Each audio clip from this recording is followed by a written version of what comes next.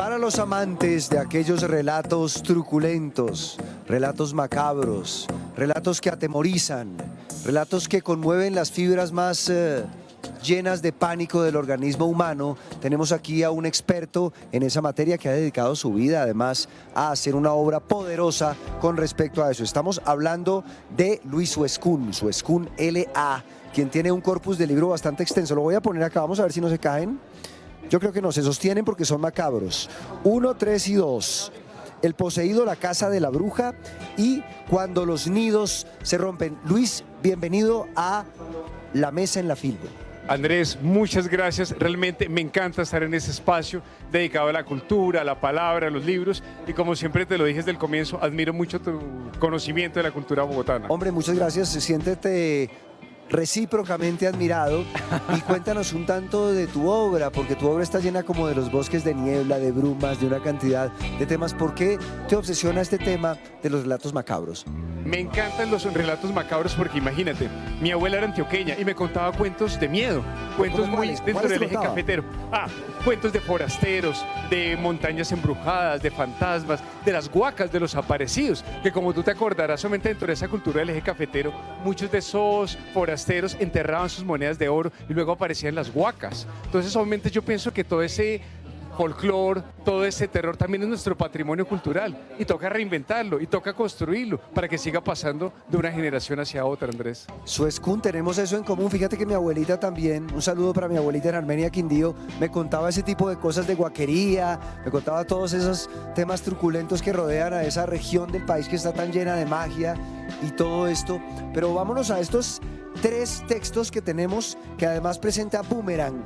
Empecemos con La Casa de la Bruja, primera parte. ¿Qué nos vamos a encontrar ahí? Mira, la verdad realmente esta trilogía es muy particular porque son 30 relatos de terror. Y mira, uno de estos relatos fue el primer puesto en un festival de España que se llama el Festival de las Ánimas, que es un festival de solo terror. Y te fue muy bien además, ¿no? Sí. Fue un buen impulso. Sí, claro. Y sobre todo que realmente era algo que yo no me imaginaba. Para esos momentos, la historia es muy graciosa. Yo estaba en Italia, en una iglesia, que eso sé que no es gran cosa porque Italia está llena de iglesias. Pero hay iglesias terroríficas también. Claro, ¿no? es como estar aquí en un Justo y Bueno y recibir allá en todos lados realmente iglesias. Y allá en un momento yo decía, ¿qué hago con mi vida? Y en ese momento recibí una llamada en un acento un poco fuerte y era un español diciéndome, te ganaste el primer puesto en el Festival de las Ánimas. Yo dije, bueno, ok, Dios, ¿quieres que cuente relatos de terror? Voy a contar relatos de terror. Oye, Dios te iluminó. Sí, yo lo tomo así. ¿O por qué no les agradeciste a las ánimas benditas del purgatorio, También. por ejemplo? Hubiera sido todavía más consecuente. Hubiera sido más misterioso aún todavía. ¿Qué siente uno cuando recibe un premio de tamaña magnitud? O sea, es como el bautizo de sangre. ¿Realmente esto que estoy haciendo sí funciona? ¿Es importante? O sea, uno a veces siente que está escribiendo y le está escribiendo a la nada y de repente te legitiman a través de un premio. Me imagino que es muy emocionante, ¿no? ¿Sabes, Andrés? A mí me parece que eso es importante, porque obviamente también es una manera de refrendar a lo que tú te estás dedicando. Y yo sé que tú lo sabes muy bien, y también, sobre todo quienes ven este programa, la cultura es algo quijotesco. La cultura es realmente una labor titánica, realmente enfrentarse todos los días a realmente cultivar un pensamiento crítico, un amor por la lectura, el gusto por los libros. Entonces, realmente el tema de cuando alguien compra un libro mío, yo realmente me siento feliz, porque es una victoria que a pesar que es subterránea, es muy importante, porque prácticamente eso es lo que hacen los artistas, cultivar desde abajo, desde el sótano, para obviamente de que sean más grandes las torres. Algo que disfruto mucho yo de Suescún, no solamente de la obra de Suescún, es el hecho de hablar con él.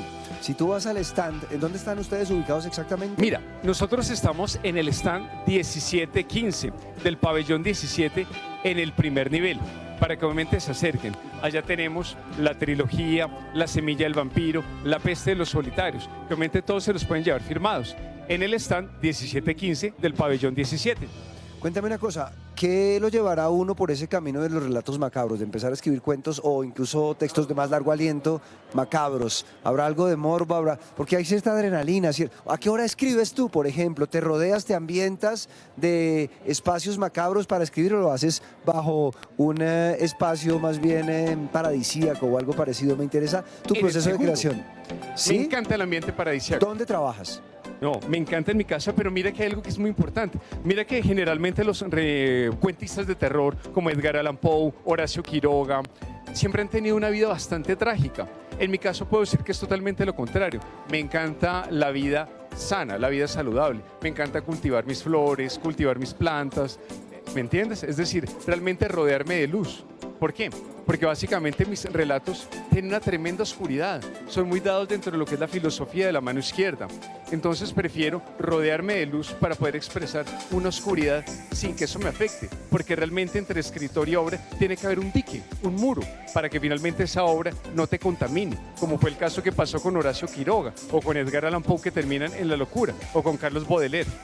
Sí, ¿verdad? Y te compartimos ese gusto particularmente por Quiroga. Te cuento una cosa realmente. Mi razón para haberme hecho escritor fue Horacio Quiroga. ¿En serio? Haberlo descubierto fue algo que me cambió la vida. Haber leído La gallina degollada, haber leído todas esas historias tremendas que además son absolutamente alucinantes y absolutamente demenciales, ¿no? Y uno piensa en la vida de esos personajes como alguien muy atormentado. No tuve la oportunidad de conocer a Quiroga por obvias razones, ¿no? No tuve oportunidad de conocer a Edgar Allan, pero uno lo supone como personajes muy oscuros. Si algo caracteriza a Soeskun es que es muy dulce, tu trato es dulce, eres alguien tremendamente amigable y todo lo demás, lo cual desmiente el hecho de que la literatura truculenta, macabra, tiene que venir de vidas atormentadas, de vidas terribles, de consumo de láudano, de gente que está metida en el mundo del opio, de gente que está en el mundo más bajo y demás. Claro, y es que lo que tú dices es totalmente cierto. Mira, acá el objeto de mi trabajo es la fealdad, la monstruosidad, el horror, el espanto, pero para eso las herramientas tienen que ser más elevadas, tiene que ser la belleza, tiene que ser la poesía, tiene que ser la filosofía. Eso es lo que nos tiene que llevar a expresar esos relatos de terror, porque obviamente si mis herramientas fueran también el terror y el espanto sería una redundancia, sería un lodazal. Y obviamente yo pienso mucho, por ejemplo, en Anton LaVey. La oscuridad tiene que vivir con la luz. Y mira que obviamente uno dirá, ok, entonces la bella es oscuro, no. Lo mismo dice el Evangelio de San Marcos. Realmente la oscuridad nace también de la luz. Y creo yo que no hay momento más creativo ni espacio más creativo que la oscuridad. ¿Tu abuela vive todavía? Sí. ¿Y ha leído estos textos? Sí, claro. No, bueno, mi abuela no. Es decir, mi abuela no vive. No. Es decir, obviamente si leyera esos textos me tocaría por una ouija y obviamente leérselos.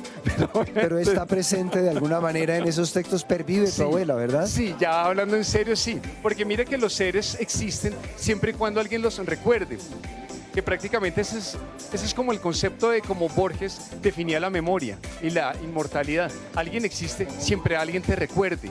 Y mi manera de mantenerle el recuerdo, no solamente de mi abuela, de mi mamá, de mis tías, de toda esa genealogía familiar, es contarlo con mi apellido materno, ¿sabes? Que es Soeskun, porque mi primer apellido es Arenas. Pero quien me contaba cuentos era mi abuela, era mi mamá. Y prácticamente la cultura la construyen las mujeres, Andrés. Es decir, siempre que llega una mamá, y sobre todo si es una mamá soltera, así haya tenido un día terrible y le lee un cuento a un niño, está construyendo cultura, está construyendo civilización. Y no saben las mamás, además, que en un momento determinado pueden estar construyendo un escritor. Fíjate que tenemos eso también en común. Mi apellido paterno es García, mi apellido materno es Ospina. ¿En serio? Claro, y obviamente todos te conocemos como Andrés Ospina. Así es, entonces fíjate tú que ese hecho de leer detona muchas cosas. Qué bien, ¿en qué estás trabajando ahora? Ya tienes una obra muy sólida, digamos que ya hay un cartapacio aquí para conocerte, para leerte y demás. ¿En qué estás trabajando en este momento, aparte de promover tus libros, que lo haces muy bien, por cierto? Bueno, la verdad realmente ahorita estoy tomándome un pequeño giro con el terror. Durante más o menos 30 días estoy escribiendo un libro de literatura familiar en el tono de Mark Twain, en el tono de Edmundo de Amici, Corazón, ¿te acuerdas? Que era una literatura que me encantaba. Sincero. O por ejemplo como la de Exúperi, porque obviamente es literatura, podríamos decir infantil, juvenil, pero son libros que envejecen contigo, que crecen contigo, porque obviamente cuando tú lees El Principito de niño, lo lees de una manera, pero cuando te haces adulto vas comprendiendo que metáforas como el zorro, la domesticación, la rosa, obviamente son elementos más profundos. La misma cuestión espero estar desarrollando en este nuevo trabajo. Pero luego, después de eso, sigo con la segunda trilogía, con Carne de Astronautas, La Biblia Negra y, por supuesto, El Infame Reino de las Brujas, que son los siguientes trabajos que tengo en curso. ¿Te ha costado cambiar ese registro un poco? Claro, me encanta, porque es que mira que es como cantar. La mejor manera de entrenar tu voz es probando distintos tonos. Si alguien siempre está cantando, por ejemplo, yo digo que mi literatura se parece un poco al heavy metal, tiene muchos cambios de ritmo y es pesada, pero obviamente por lo mismo me parece rico probar otros tonos, por ejemplo el del bolero, la balada, por así decirlo, para obviamente volver y encontrar más rango en mi voz narrativa.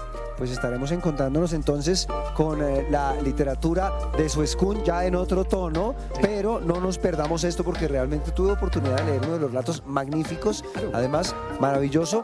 Muchas gracias por acompañarnos en la Filbo. ¿En dónde podemos encontrarte? Las coordenadas entonces, estás ahí todo el tiempo, ¿no? Claro, Andrés. Mira, yo voy a estar hasta que termina la feria.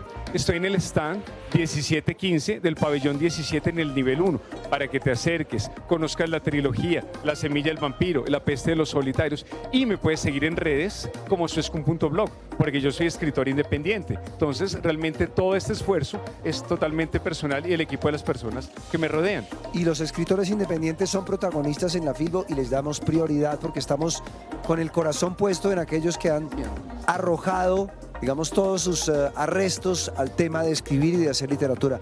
Muchas gracias, Suescún, A ti, Andrés, realmente quedo muy feliz con este espacio. Muchas gracias y un aplauso por este espacio. Puedes volver cuando quieras. Vamos en este momento con algunas de aquellas curiosidades. Mireia otra vez se va, pero viene cargada de curiosidades. Estas son las curiosidades de la Filbo con Mireia.